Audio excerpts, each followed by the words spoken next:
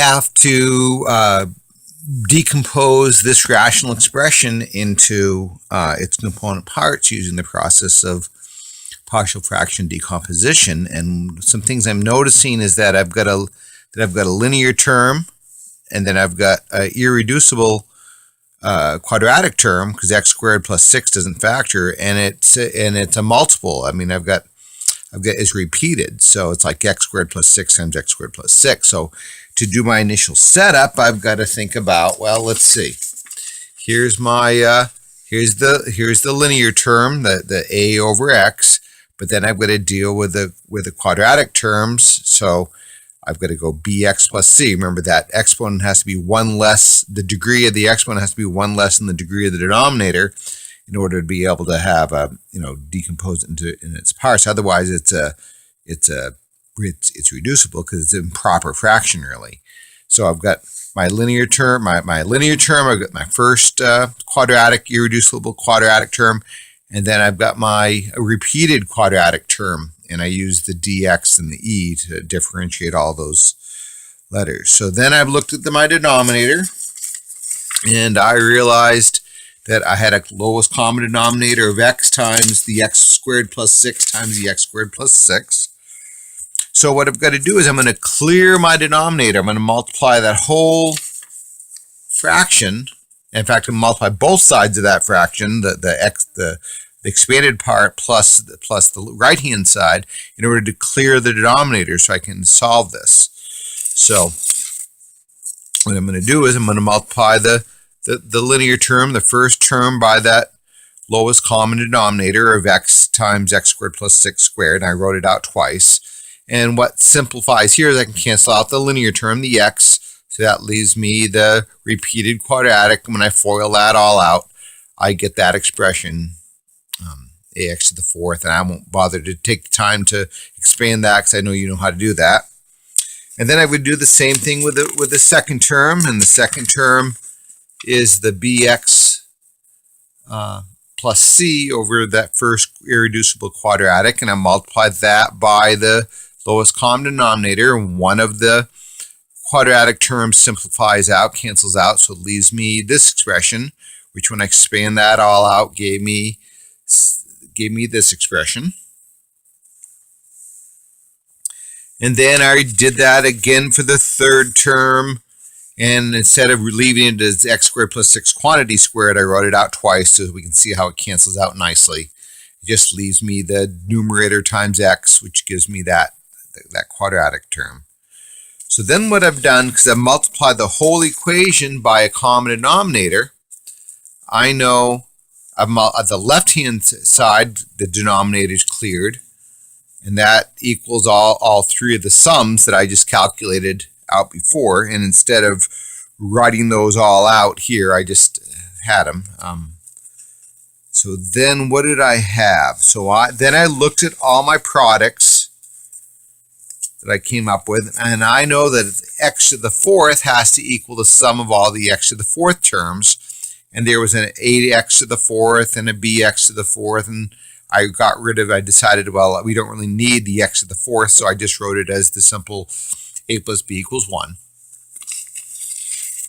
And I know that single x to the third term has to be equal, there's only one x to the third term on the right, so I know x to the third has to equal cx to the third, which gives me 1 equals c, which really I know c is 1 now, and I could do some simplification algebraically with this.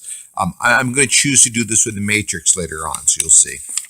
So then again, I've got the 8x squared term on the left is equal to the sum of all the x squared terms on the right, which was this, and then I decided to, again, I'm getting ready to put this into a matrix, so I just ignored the x squared, knowing this is the x squared factor or sum. And again, for the linear 6x term, I looked at all the linear terms on the right-hand side, put them together, got myself ready to write a matrix. And lastly is the constant term of 36, which equals the single. There's only one single constant term on the right-hand side. That's 36x. And then what I did is I put all of these numbers into a matrix, and don't tell me I can't find that slide here. Let's see here.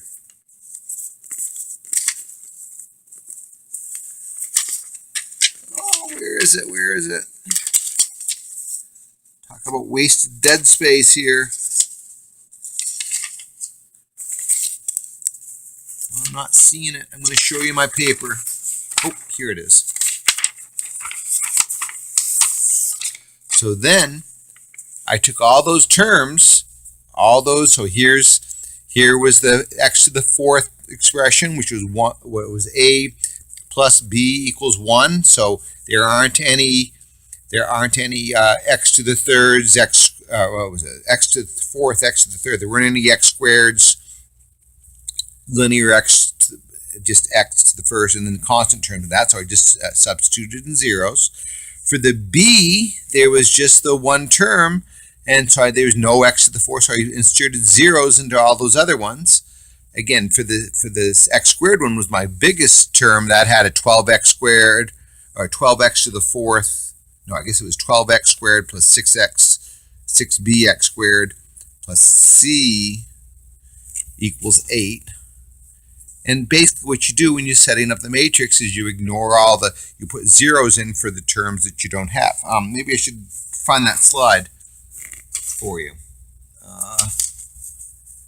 Yeah, here was that quadratic term, and I knew that 8x squared equals 12a plus 6b plus 1d. So 12a plus 6b, 0c plus 1d plus 0e. And that helps me set up my, because the variables I'm trying to solve for is the a, then the bx plus c, and the dx plus e. So those are my variables.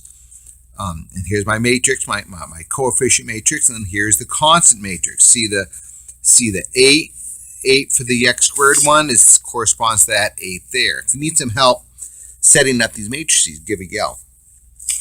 So then I threw that in my calculator, and I did the inverse, solved it using inverse matrices, and my calculator gave me this for results.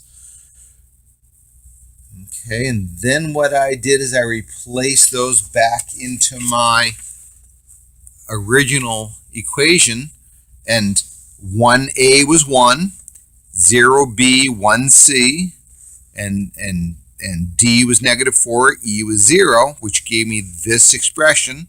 So that original equation, that original rational expression, decomposes to this.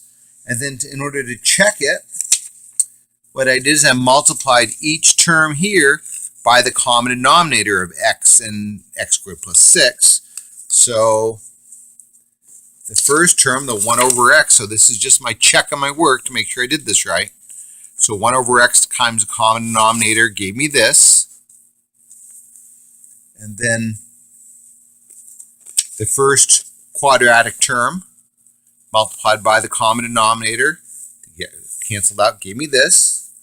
The last term times that common denominator gave me that, -4x squared. When I combine all the like terms, I had, actually what I did is I wrote all the sums of all those together, and then I combined my like terms, and I got that original expression over common denominator, and that checked, so I know I did this right. And that's the process of a partial fraction decomposition. And this and $5 will buy you a great cup of coffee.